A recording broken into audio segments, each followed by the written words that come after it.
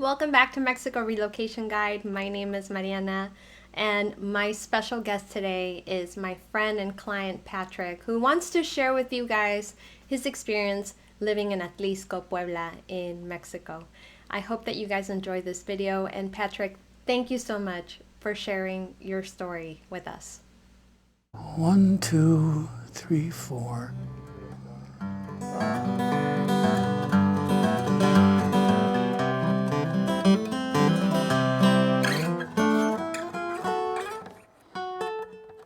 My name is Patrick Bonnier.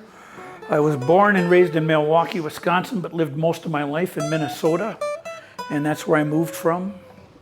I moved here about a year and a half ago, and I'm 75 years old, semi-retired.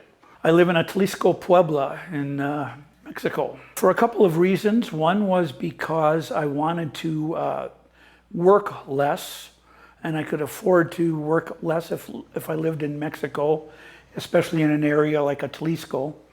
And the other reason, the main reason I moved to Atlixco in particular, is because of the climate. I was tired of living in places where the weather was harsh for so much of the year. And here it's like it's spring all the time. I used to work with a lot of Mexicans, and I asked them if I could live down here on just my Social Security, which is around $2,000 a month. And they said, yeah, that's plenty depending on where you want to live. And they explained that I wanted to live in an area that didn't have a large expatriate population, and that was more rural and agricultural. So Atlixco had the climate requirements that I wanted, along with the fact that their main industry here is growing decorative flowers. And yeah, there are very few people here who speak English, and so the expatriate community is very small here. And it's extremely affordable, so yeah. I think that one of the drawbacks of living in Atlixco would be if you didn't want to learn to speak Spanish. This would not be a good place because very few people here do speak English.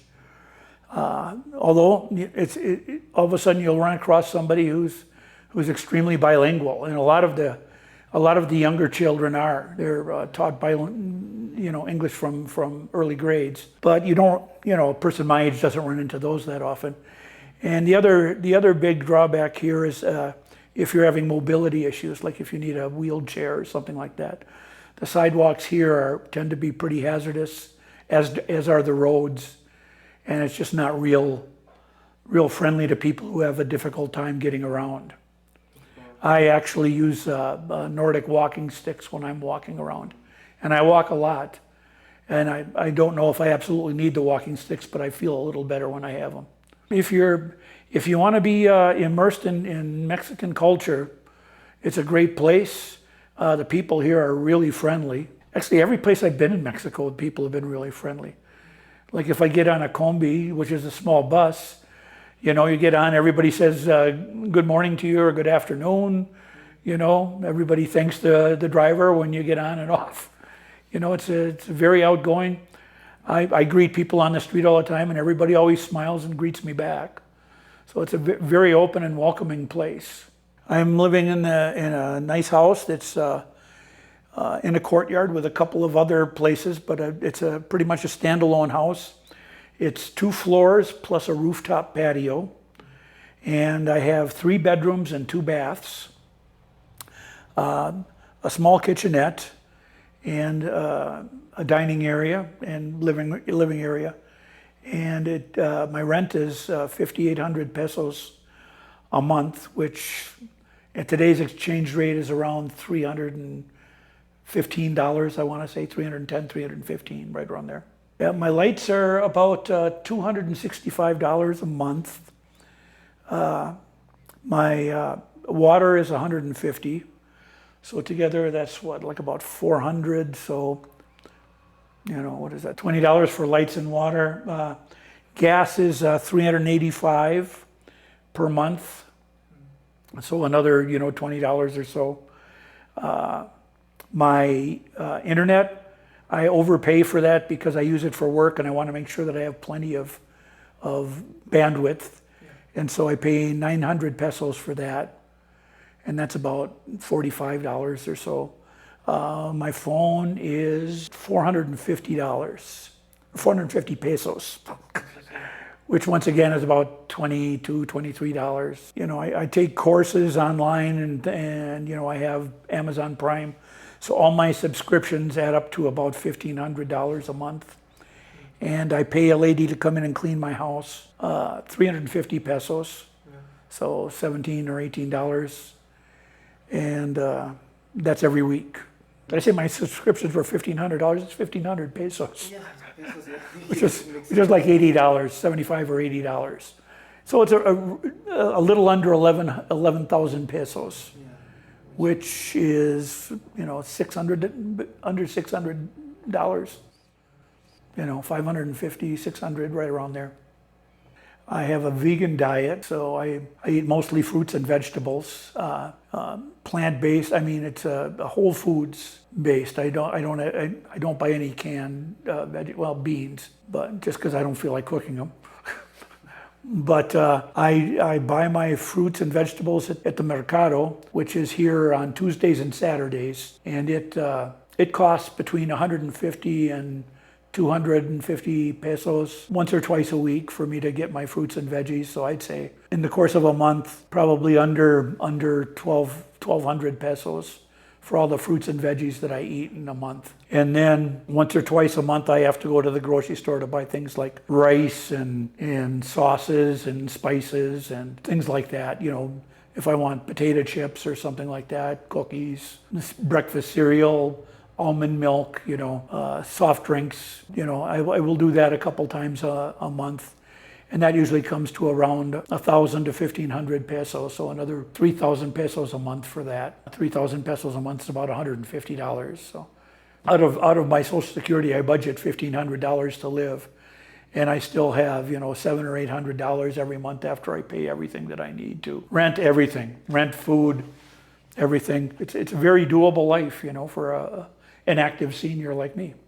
The medical is extremely reasonable here, and I've had very good luck finding good doctors. For the longest time, I had one doctor who didn't speak any English, but her daughter did, and so she would translate back and forth for us. Although, you know, I know enough Spanish to know some of the stuff, but to explain what was going on, for them to explain in detail, I needed a translator. But that doctor cost me $100 pesos a visit.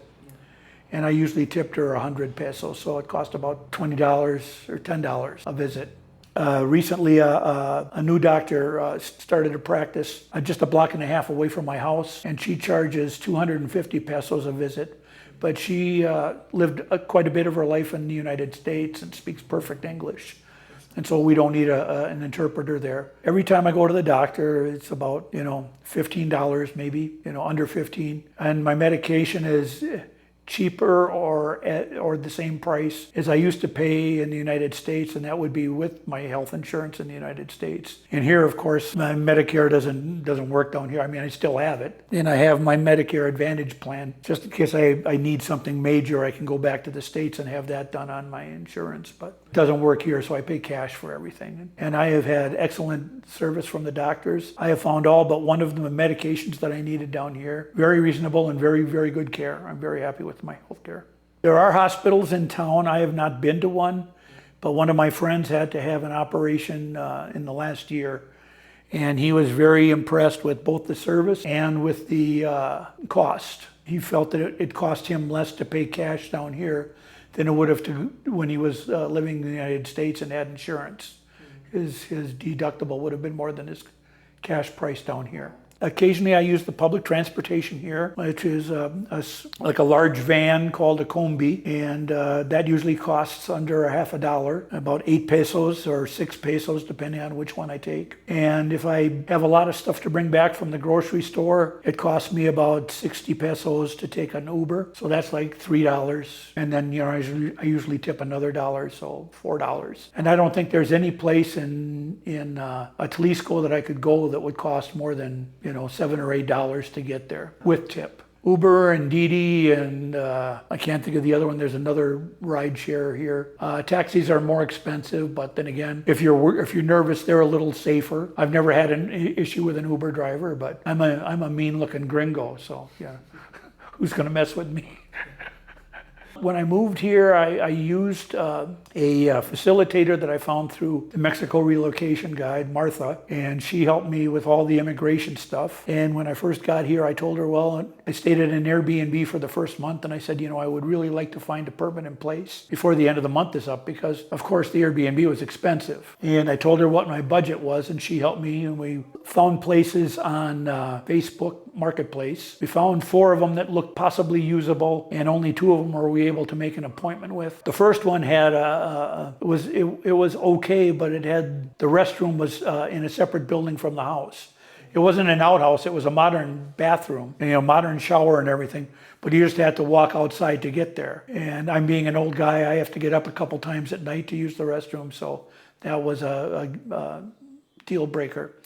The second place I came to was the place that I'm at now. It was perfect. They showed me the place. I had one problem. The stairwell didn't have a railing on it, and the landlord said that they would put the railing up. They didn't ask for any references, but they did ask for a month's rent security deposit, which I gave them immediately. And I signed a 1-year lease. I did not need a co-signer. I do have a contract. It wasn't just a shake of the hand. And Martha helped translate the contract for me, and everything looked reasonable, and so I signed it. And so this is my 2nd year that I'm renting from the same place. When I renewed my contract, it went up. It was 5,500 pesos when I moved in.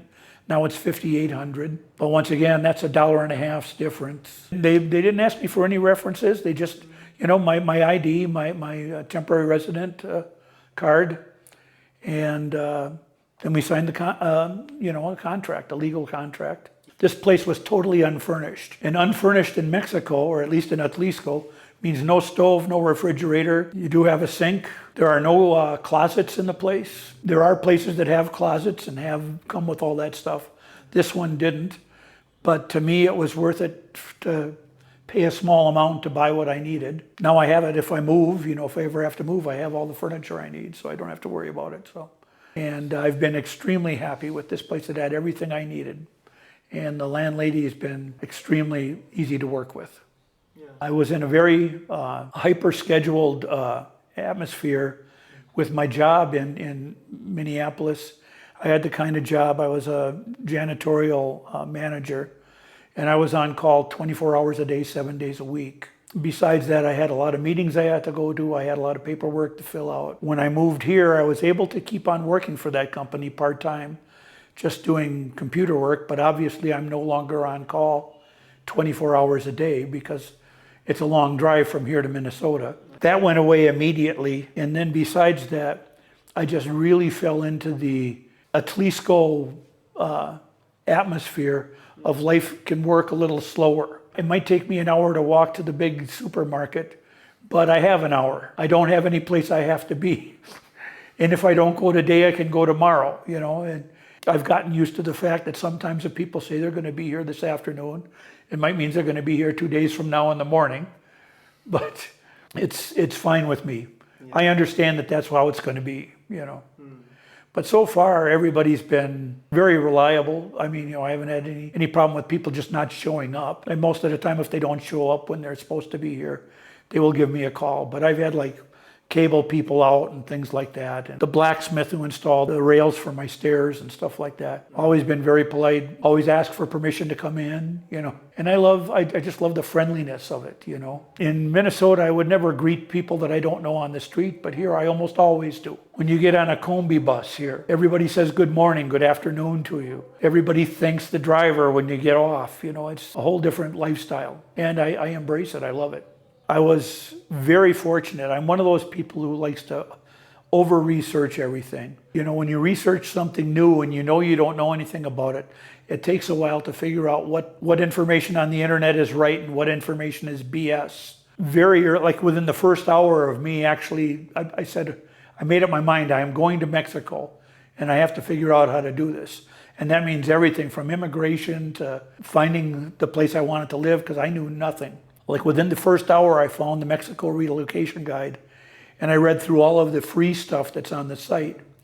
And there was just so much good stuff in there that I knew was factual that I signed up right away for the paid subscription. I was able, with the information in the guide, to to do my visa on my own in St. Paul. I was able to fill out the paperwork and come up with all the paperwork that I needed to back up my application. I don't know if I was just lucky or if I had a good person there, but they were very agreeable at the consulate that I went to. To find a place to live, I looked for the climate that I wanted. Atlixco and Puebla were a couple of the places that came up.